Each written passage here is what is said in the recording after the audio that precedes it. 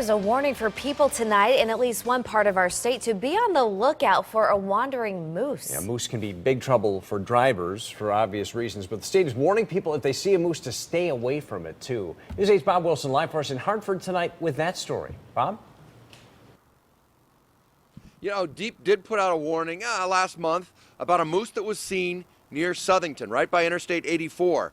Well, there's a man who lives in Southington, and he had an encounter with a moose on Easter. And then just last weekend, he wanted to go out and see if the moose was still around. He went out. Now, he knows what he's doing. He's pretty experienced with moose, and he does keep his distance, but he has found this moose not once, but twice. They're so big. You can't get over how big they are. Jake HARTON loves moose. You could find tracks. They're about the size of my hand. So when Deep put out a moose warning to motorists along Interstate 84 in his hometown of Southington, Jake wanted to find it. I'm going over the hill. I'm thinking to myself, that'd be the perfect place for a moose to be. And 2 seconds later, it comes running up the hill. It's a big cow. It's got full winter coat on. And I'm like, oh my God. So I start taking pictures of it with my phone. In this quick video, you can see the moose wander toward Jake. At one point, she was so close that I could have reached out and touched the nose. And I just said in a really, it sounds weird, but I said in a really low voice, all right, that's close enough. He knew to keep away and not to spook it. Deep says Jake did the right thing. He didn't panic, and he kept a tree between him and the moose. Do not approach it.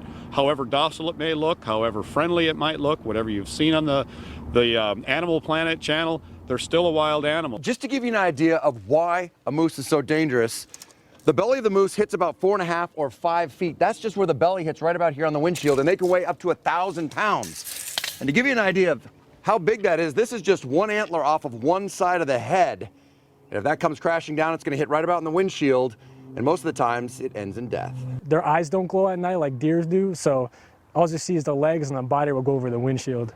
Yeah, my dad's friend hit one with a motorcycle, and he didn't survive. Now, Jake, just to be clear, that antler that he got that up in Maine. That was not from Connecticut, but we just wanted to show you the size of the antler. And interestingly enough, Jake says he's seen this moose twice now, and he does want to keep his distance from it because he says he's seen the YouTube videos where they charge and they come at you. He knows it's a wild animal, and he's very careful. I'm Bob Wilson, reporting live in Hartford, News 8.